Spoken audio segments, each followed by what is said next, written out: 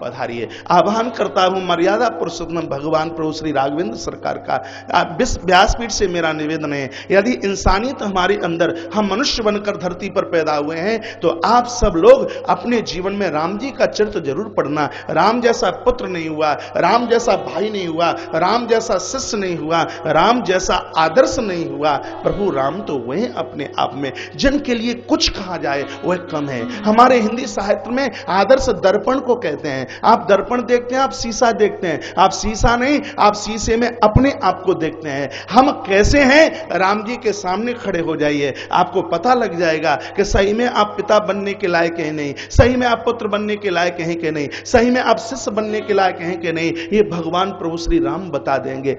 तो राजनीतिक दल भी मेरे परिसर में, मेरे इस व्यासपीठ के इधर में सब लोग विराजित हैं। मैं राजनेताओं के मध्य में भी बहुत बोलता हूं, जिनको बढ़िया हिंदुस्तान की राजनीति करनी हो वह कभी भी मनु जी महाराज की स्मृति और भगवान राम जी का चरित्र पढ़ना कभी भी न भूलें। इस देश को महाराज एक नई दिशा मिलेगी। मेरे प्रभु राम तो वह हैं। मैं अपने भगवान प्रभु श्री राघवेंद्र सरकार का आह्वान करता हूं, प्रभु आप अपने पूरे परकर, पूरे परिवार के सहित पधारिए। मैं आपका आह्वान करता हूं। आप नहीं आएंगे तो जीवन मर्यादित नहीं होगा। जीवन जब तक मर्यादित नहीं होगा तब तक भगवान श्री कृष्ण की कथा समझ में नहीं आ सकती। प्रभु आप पधारिए, मैं आपका आह्वान करता हूं। मैं गंगा मां का आह्वान करता हूं, मां यमुना का, रेवा का आह्वान करता हूं, हर तीर्थ का आह्वान करता हूं, हर ऋषि और महर्षि का आह्वान करता हूं, 14 भुवनों का आह्वान करता हूं, अतल बितल सुतल तलातल पाताल रसातल जनलोक तप महर और सत्य और धर्म लोक, मैं 14 भुवनों का आह्वान करता हूं। मैं वह सभी चल करके आए। श्रीधाम वृंदावन के उस क्षेत्रपाल देवता का आह्वान करता हूं, नगरपाल देवता का मैं आह्वान करता हूं, वह सब चल करके आवे। और इन सबके साथ साथ में मैं आप सभी के आयोजक परिवार, यजमान परिवार के सभी पूर्वज पुरखों के साथ मैं आप सभी के पूर्वजों का आह्वान करता हूं। कार्तिक के इस पुनीत महीने में श्रीधाम वृंदावन की धरती पर वह इस कथा को सुनने के लिए वह जरूर पधारे।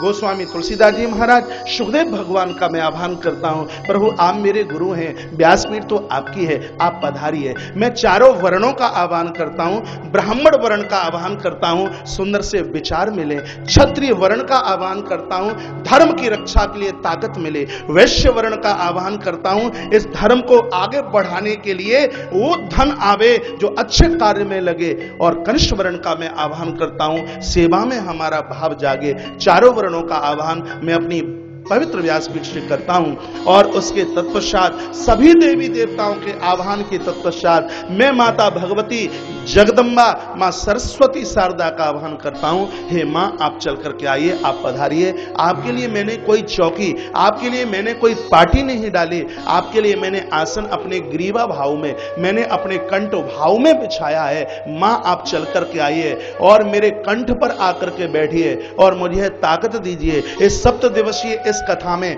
व्यासपीठ से सिर्फ मैं भक्त और भगवान की चर्चा करूं। मां कृपा करना, इस व्यास गद्दी से मैं अपने मान के लिए कोई बात ना कहूं, अपने सम्मान के लिए कोई बात नहीं कहूं, मैं अपनी उतंगता और अपनी ऊंचाई के लिए मैं ऐसी कोई बात ना करूं। इस व्यासपीठ से सिर्फ भक्त और भगवान की चर्चा हो। हे मेरी मां इतनी कृपा बना करके रखना, आपके चरणों में है मेरी प्रार्थनाएं। सभी देवी देवताओं के आह्वान के तत्पश्चात अब श्रीमद् भागवत की कथा में प्रवेश करने से पूर्व 5 मिनट के लिए तो माइक में श्रीमती अर्चना राठौर और उसके तत्पश्चात कुछ महाराज श्री जी को भी थोड़ा जल्दी जाना है, उनके आशीर्वाद के भी हम ग्राह्य बनेंगे, उसके भी हम अधिकारी बनेंगे। इतना बढ़िया बोलते हैं, इतना अच्छा बोलते हैं। श्री बालाघाट के आयोजन में पूज्य स्वामी जी ने हमें ऐसा आशीर्वाद दिया कि इतना बढ़िया ढंग से वह आयोजन संपन्न हुआ जिसको हम भुला नहीं पाते। इस पूरे आयोजन की व्यवस्था के रूप में और हमारे संस्थान के मुख्य सचिव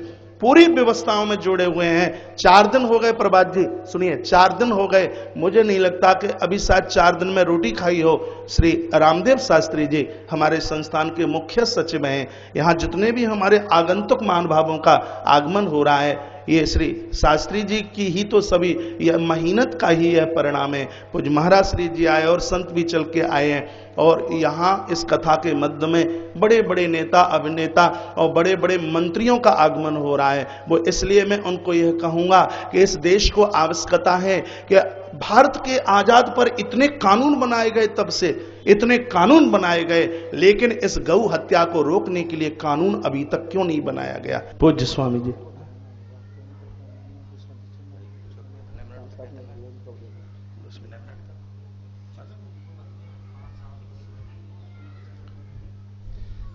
ब्रह्मादि जय सम्रूढ़ दर्प कत्तर्प दर्पः जयति श्रीपतिर्गोपी रासमंडल मंडन।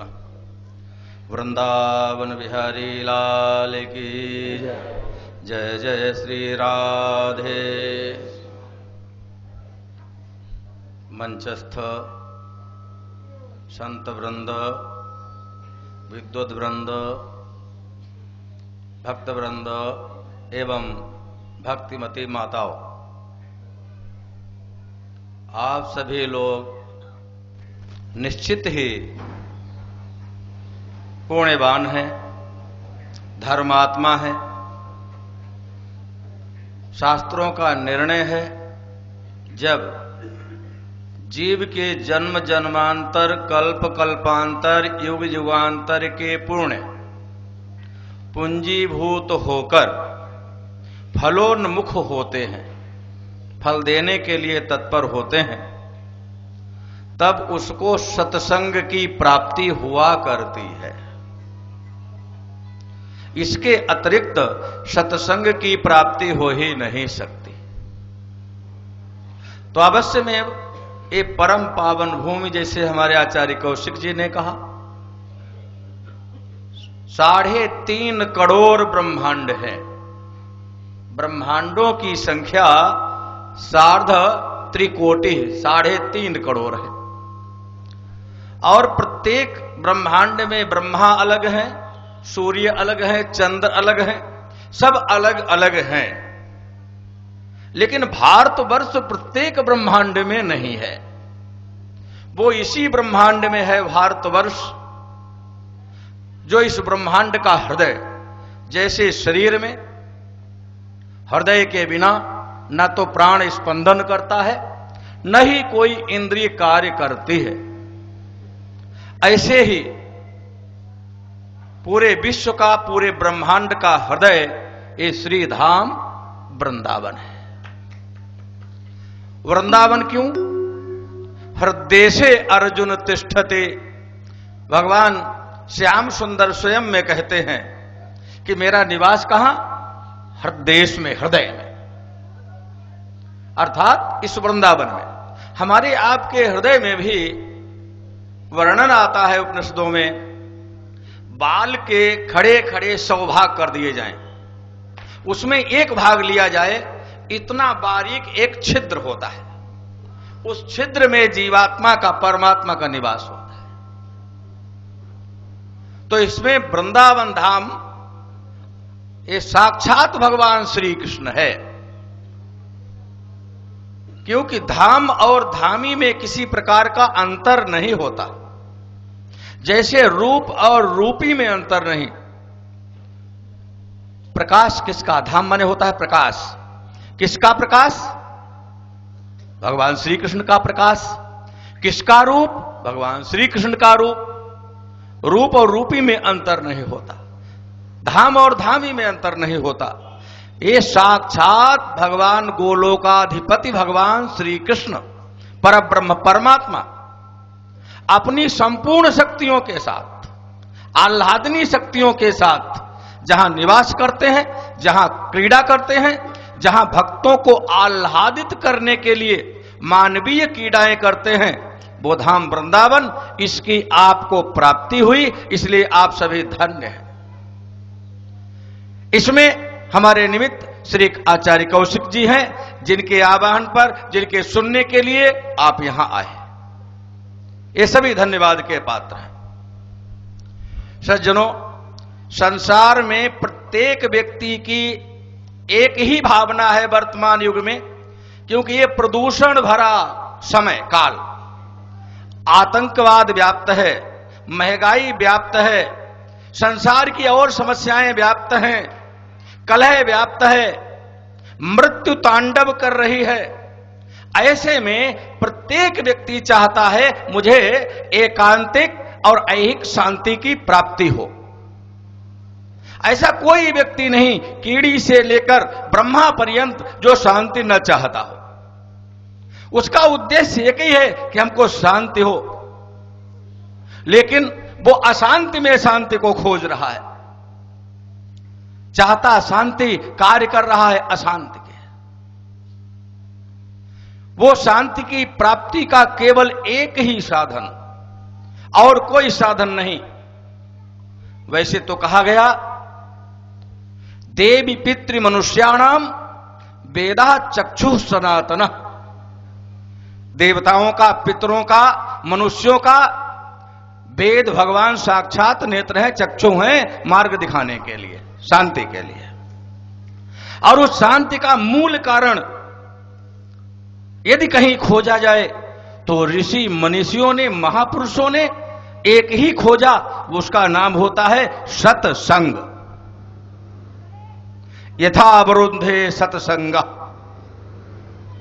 सत्संग के द्वारा जैसी चित्त वृत्ति का निरोध होता है, वो नाक बंद करने से, अनुलोम विलोम करने से, कपालभाति करने से, उल्टे लटकने से वो कभी नहीं हो सकता। यथा अवरुद्धे सत्संग। कैसे अवरुद्ध होता है? सारे संगों को नष्ट कर देने वाला। जितने कुसंग हैं उन सब की समाप्ति करके और मन को एकाग्र कर देता है, अक्षय शांति प्राप्त कराता है सत्संग। क्यों? सतनाम परमात्मा का है। और सज्जनों, सत्य एक ही होता है, अनेक नहीं होते। केवल एक ही सत्य है, और वो सत्य क्या है? वही परमात्मा है। परमात्मा एक ही है।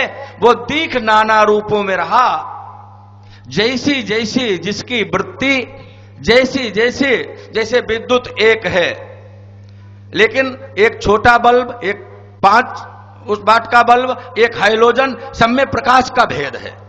बिजली का भेद नहीं, विद्युत का भेद नहीं है। विद्युत एक ही है, चाहे पंखा चलाते हैं अथवा मोटर चलाते हैं, अथवा ये माइक का अर्थ होता है जो माया द्वारा बना हुआ हो, सांसारिक। तो जो भी है विद्युत एक है, पृथक पृथक देखती है। हमारा आपके अंतःकरण भेद से सत्य एक है। रुचिनाम वैचित्र्याद द्रिकुटिल नाना पथजुषाम नणामे को गम्यस तुमसी पैसा मरण वेव। सबका गंतव्य एक है, परब्रह्म परमात्मा की प्राप्ति। किसी भी मार्ग से यमुना जी भी बंगाल की खाड़ी में गिरती हैं, और हमारे केसी घाट का नाला ये भी बंगाल की खाड़ी में गिरता है। चंबल और बेतवा ये भी बंगाल की खाड़ी में जाते हैं। गंगा जी और ब्रह्मपुत्र ये भी बंगाल की खाड़ी में जाते हैं। ब्रह्मपुत्र सीधे चला जाता है, गंगा जी सीधी चली जाती हैं, लेकिन यमुना जी को गंगा जी में अपना नाम रूप विलय करना पड़ता है।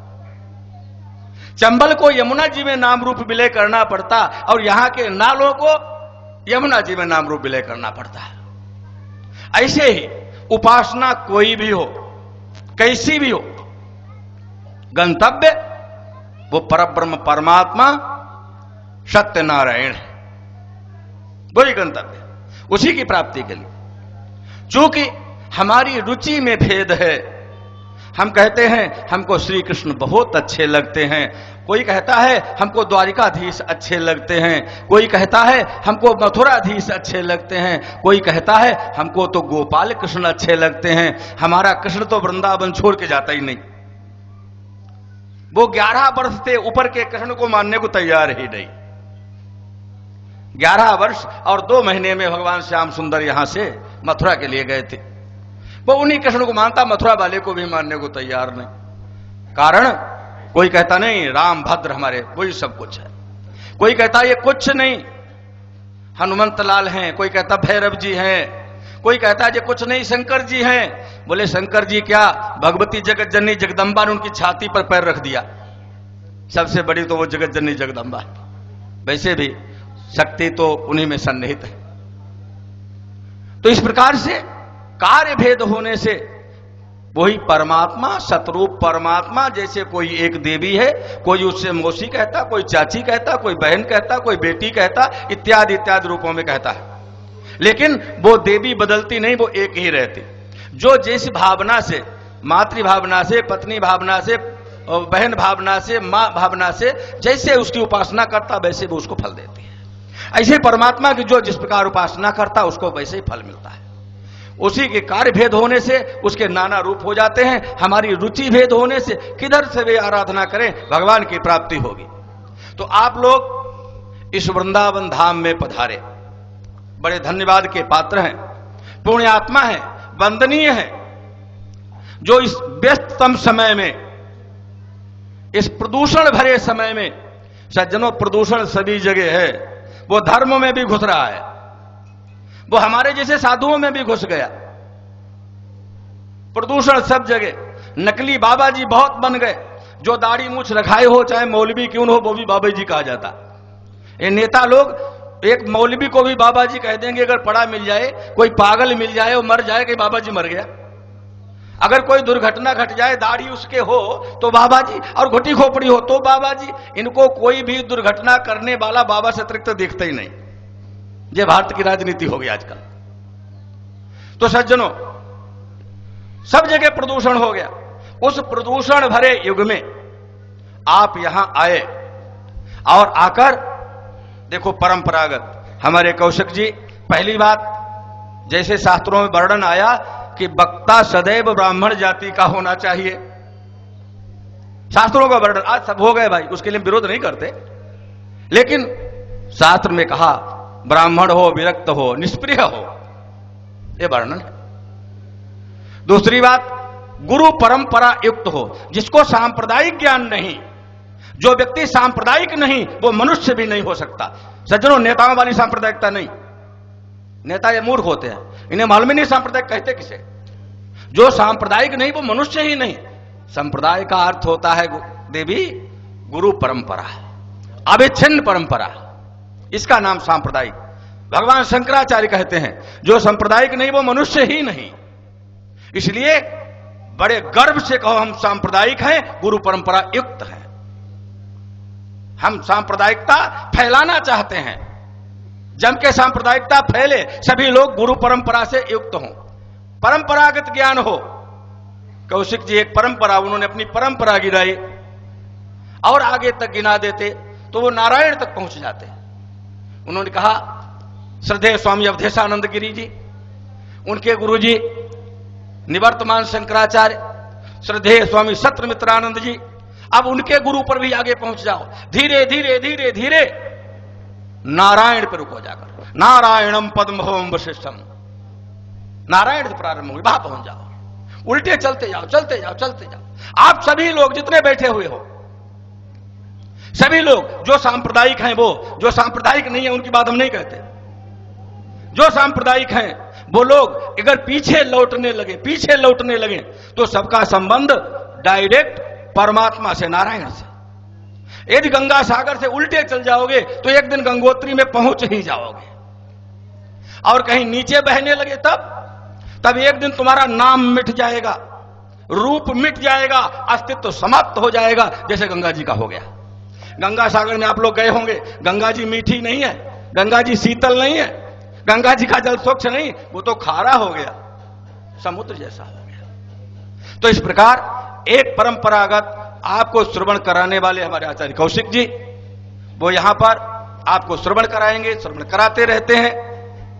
ये भी आपके एक भाग्य की, प्रारब्ध की, पुण्य की देन है। और आप लोग यहां सुनेंगे। और एक कार्तिक महीना ऊर्जा को देने वाला, ऊर्जा को, एनर्जी को देने वाला, इसका नाम है ऊर्जा। ऊर्जा को देने वाला, भगवान की प्राप्ति कराने वाला, जहां बड़े बड़े दूर से लोग कल्पवास करने आए हुए हैं एक महीने के लिए। हम सवेरे को देखते हैं, प्रातःकाल यमुना जी दर्शन करने जाते हैं 4 बजे, देखते हैं कितने लोग यमुना जी में स्नान करते, कितने रोड पर पड़े हुए मार्ग में मिल जाते हैं। कल्पवास कर रहे हैं लोग त्याग तपस्या से। तो ऐसे समय में और फिर देवताओं को जागृत करने वाली, देवताओं को एक ऊर्जा प्रदान करने वाली देवोत्थानी एकादशी, और उसी के मध्य में एक सबसे बड़ा पर्व आ रहा है जिसे अक्षय नवमी कहते हैं, वो भी आपके सामने आ रही है। ये सब पर्व आपके मध्य में होंगे, इसमें आप कथा का श्रवण करेंगे तो अक्षय नवमी क्या करेगी, उसके श्रवण से आप सबका पुण्य अक्षय हो जाएगा, वो कभी समाप्त ही नहीं होगा, ऐसा अक्षय पुण्य होगा। तो सज्जनों, अब आप लोग श्रवण करेंगे। समय हो गया, मैंने कुछ समय ज्यादा ले लिया है, और इसके लिए हम सब लोग भगवान को नमन करते हैं। कौशिक जी के लिए बहुत आशीर्वाद है, शुभकामना है कि वो आपको विधिवत कथा का श्रवण कराते रहेंगे और आप लोग सुनते रहेंगे, और हमको भी अवसर मिलेगा तो हम भी आएंगे, आज मजबूरी है।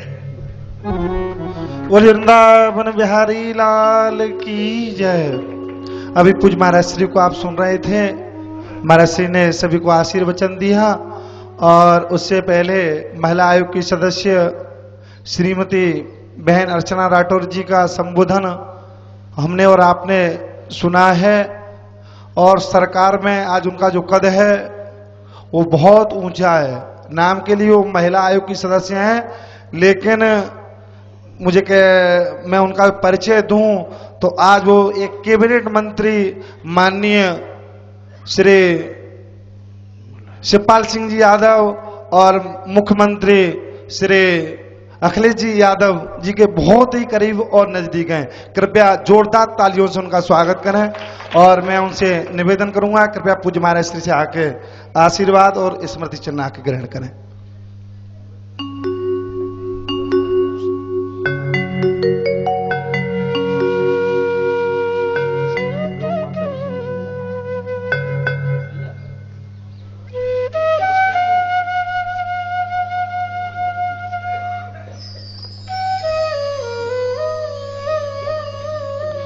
बहन श्रीमती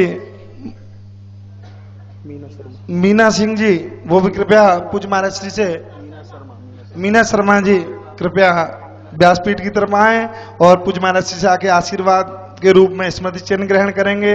श्री मुनेश सिंह जी चौहान जी, वो भी कृपया व्यासपीठ की तरफ आ जाएं। भैया श्री राजेश जी और श्री प्रमोद सिंह जी चौहान, पिंटू चौहान जी मैनपुरी से, और भाई श्री सत्येंद्र सिंह जी जिला सचिव समाजवादी पार्टी मथुरा से, वो भी कृपया आ जाएं। और आदरणीय श्री विजय गोयल जी मथुरा से, वो भी कृपया आ जाएं। जय श्री राधे। काफी विलंबता हो रही है कथा के मध्य, अब पूज्य श्री की वाणी श्रवण करने का सभी को सौभाग्य प्राप्त होगा।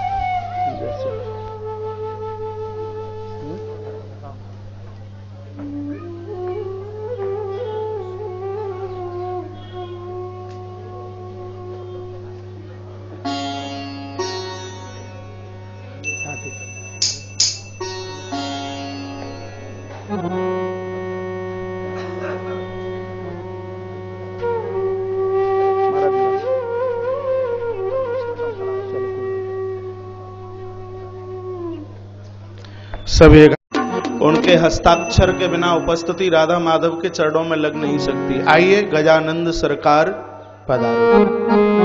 आह्वान करते हैं, तालियों के साथ में बुलाइए। हरि बोल।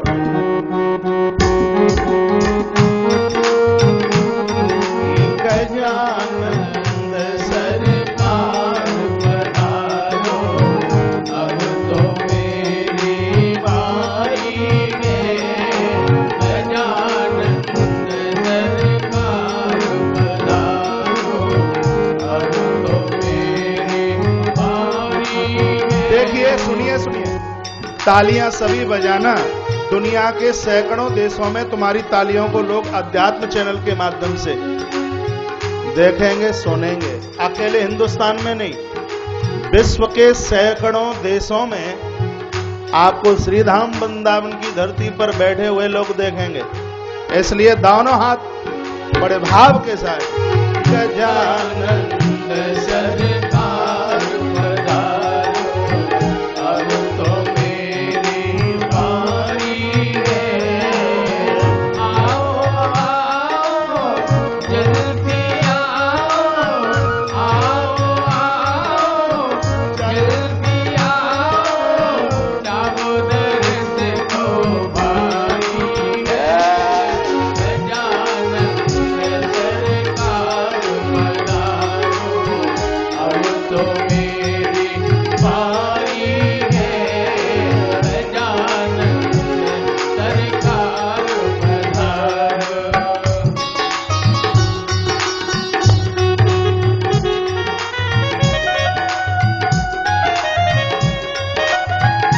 हरि बोल।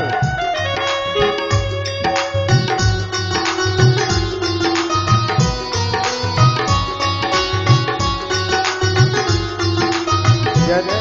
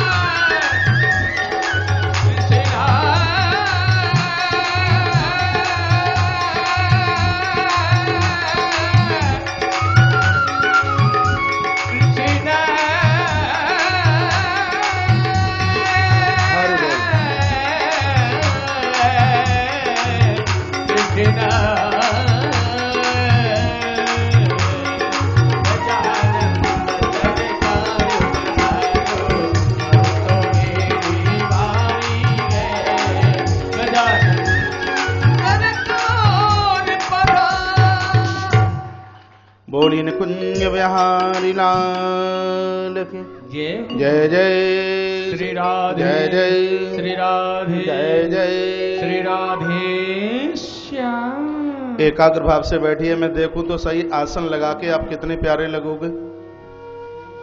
सभी एक बार आसन लगा के रीढ़ की हड्डी बिल्कुल सीधे करके 20 मिनट दर्द होगा। 21वीं मिनट में आप आराम से ऐसे बैठ जाओगे कि बिना फेविकॉल के आपको चिपका दिया गया हो। यह मेरा